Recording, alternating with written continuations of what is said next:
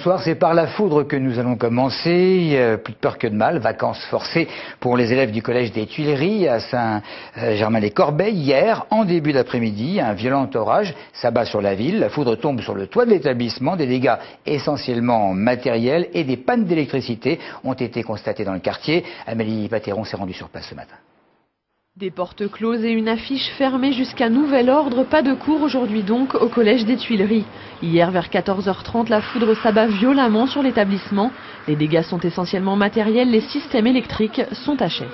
On a entendu un gros boom, après on s'est dit mais qu'est-ce qui se passe? Et en fait c'est un arbre qui est tombé sur la cantine et dans le gymnase il y a eu un éclair qui est passé dans le gymnase. Peu de victimes mais quelques crises d'angoisse et d'épilepsie. Un enfant a reçu des éclats de verre et a été conduit à l'hôpital. J'ai un copain qui a été terrorisé parce qu'il l'a vu l'orage tomber. L'impact a été ressenti plusieurs centaines de mètres aux alentours de l'établissement. J'étais chez moi, fenêtre fermée, mais pareil, l'impression d'un grand flash qui passait à travers la fenêtre. Ça fait peur, c'est impressionnant. J'ai entendu les bris de verre. J'ai cru que c'était chez moi. J'ai tout vérifié, c'était pas là, donc c'était sur le collège. Et non, c'est impressionnant. Des réparations vont être entreprises au sein de l'établissement. Les 700 élèves devraient rapidement retrouver leur classe. En attendant, une permanence est assurée. Le président de la République, comme prévu sur le plateau de Saclay, le chef de l'État accompagné par la ministre de l'Enseignement supérieur et de la Recherche, de celui de l'Espace rural et de l'Aménagement du territoire, de Nathalie Kosciusko-Morizet pour ce qui concerne la prospective et le développement de l'économie numérique. Toutes ces personnalités, bien entendu, concernées par l'avenir du plateau. Nicolas Sarkozy en a profité de cette visite en Essonne pour confirmer les transferts de grandes écoles, transferts qui indisposent fortement le maire de Paris. Maintenant, nous pouvons envisager la création d'un véritable campus scientifique et technologique à Saclay en concentrant ici la masse critique nécessaire. Alors, je vais vous annoncer aujourd'hui l'établissement sur le plateau de Saclay. Les décisions sont prises. d'AgroParisTech, de l'École centrale de Paris, de l'École nationale de la statistique et de l'administration économique. La création d'un pôle biologie, pharmacie, santé qui s'appuiera sur les équipes de la faculté de pharmacie de l'Université de Paris-Sud. L'école normale supérieure de Cachan viendra ici. L'ensemble école des mines de Paris, Institut des télécoms également. Et puis le chef de l'État en a profité pour promotionner ce qui fera entre autres plaisir à Jean-Paul Huchon, le projet de métro en rocade. Alors cette visite, réaction de François Lamy pour la communauté d'agglomération du plateau.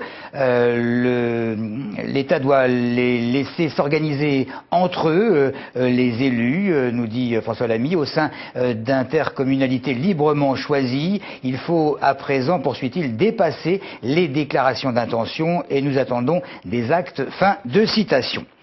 Politique toujours avec cette fois Manuel Valls, pas très content ou plutôt méfiant. En tout cas, le député maire d'Evry, mais surtout candidat à la présidentielle, réclame des éclaircissements à propos de déclarations de proches de Martine Aubry concernant les primaires au PS. On parlerait d'entente entre le numéro 1 du parti, donc la numéro 1 du parti, et Dominique Strauss-Kahn pour un processus de primaire de confirmation, pas confiscation, dit Manuel Valls à suivre.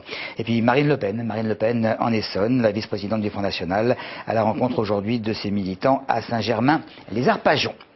On en vient à cette fameuse querelle de chiffres à propos de la mobilisation anti-réforme des retraites d'hier. D'un côté un petit peu moins d'1 million de personnes, de l'autre 3 millions. Quoi qu'il en soit, est-ce que ça sert à quelque chose de manifester encore à l'heure actuelle contre cette réforme? C'est la question à laquelle un certain nombre d'Essonniens ont répondu. Non, ça le fera pas réfléchir. Moi, je suis tout à fait d'accord pour la retraite à 62 ans. J'espère que ça va bouger quand même.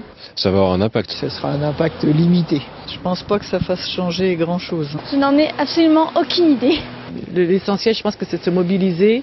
C'est ça le plus important. Tout est déjà bien voté, bien en place. Une grève, ça sert toujours à quelque chose. Je suis pas Nostradamus. Douter sûrement, mais réfléchir, je sais pas. Peut-être le Sénat va amender un peu le projet. C'est ce que j'espère. Non, ça fera pas pencher le gouvernement. Malgré nos choix, La population est toujours après. Ils sont fermes sur leur prix. Ça risque d'être un peu délicat en fait. Je pense qu'il y a eu moins de mobilisation hier qu'auparavant. Ça peut débloquer la chose. C'est une décision qu'il faut prendre. Les luttes ont toujours payé un jour ou l'autre. De façon générale, j'ai pas eu l'impression que les dernières grèves, elles avaient un impact particulier sur les décisions qui étaient prises au gouvernement comme au Parlement.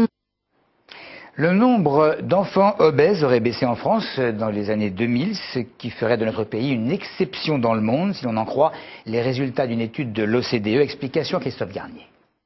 200 enfants essonniens font actuellement l'objet d'un suivi particulier de la part des médecins concernant leur surpoids. Mais au niveau national, une récente étude affirme que le nombre d'enfants touchés d'obésité et âgés de 5 à 6 ans serait en diminution. Il serait passé de 14% en l'an 2000 à 12% en 2006. Cause de cette baisse, des campagnes d'information efficaces qui sensibilisent les parents. Les parents sensibilisent les enfants, ce qui est nouveau, à ce qu'ils mangent. C'est quelque chose qui n'était pas par le passé. Il subsiste pourtant de vraies inégalités sociales face à l'obésité. Les familles les plus précaires continuent à être les plus touchées et les facteurs à risque peuvent se cumuler. Un enfant qui passe plus d'1 heure par jour devant un ordinateur, par exemple, a un risque de surpoids supérieur de 30%. On sait que quand il y a une obésité dans la famille, il y a 4 fois plus de risque d'être obèse. Quand les 2 parents sont obèses, il y a 8 fois plus de chances, de risque plus exactement, d'être obèse. Donc il y a un facteur génétique aussi. Les médecins estiment qu'environ 16% des collégiens essonniens souffrent de surpoids ou d'obésité. Une prévention difficile car elle doit s'installer dans le temps et être détectée tôt. L'obésité étant invisible chez un enfant en bas âge.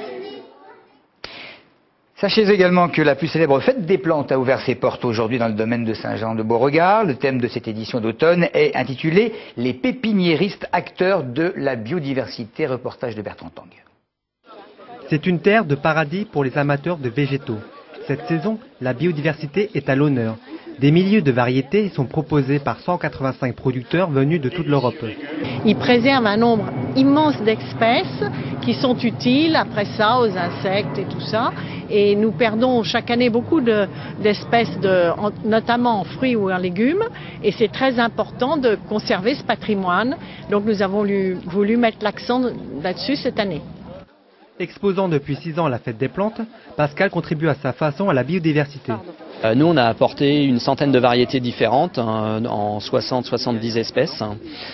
Donc on a quelque chose de vraiment très hétéroclite. On a des bambous non traçants qu'on peut mettre au jardin, des bambous traçants. On a beaucoup de graminées aussi qui ramènent de la légèreté dans le jardin. Chaque année, les fidèles fleurissent de plus en plus à la fête des plantes. Josiane, retraitée, ne manque aucun rendez-vous. Et je viens tous les ans faire mon petit tour aussi bien au printemps qu'à l'automne pour voir les fleurs, tout ce qu'il peut y avoir. Par exemple les fleurs de saison, on va dire, ou les fleurs d'automne. C'est un endroit très agréable, il y a plein d'espèces diverses. Les jardiniers en herbe ont jusqu'à dimanche pour se faire la main verte auprès des pépiniéristes. La Nuit des chercheurs, presque toute l'Europe y participe aujourd'hui. 20 villes en France pour ceux qui désirent se documenter d'une manière très festive, petit ou grand. C'est jusqu'à minuit, par exemple, à Polytechnique Palaiseau. Et on termine en musique avec des images filmées au plan de Rissorangis. C'était en 2004 Max Romeo en compagnie des Éthiopiennes chantait Selassie Forever. Max Romeo, légendaire reggaeman jamaïcain, ce soir, place Saint-Michel à Morangis.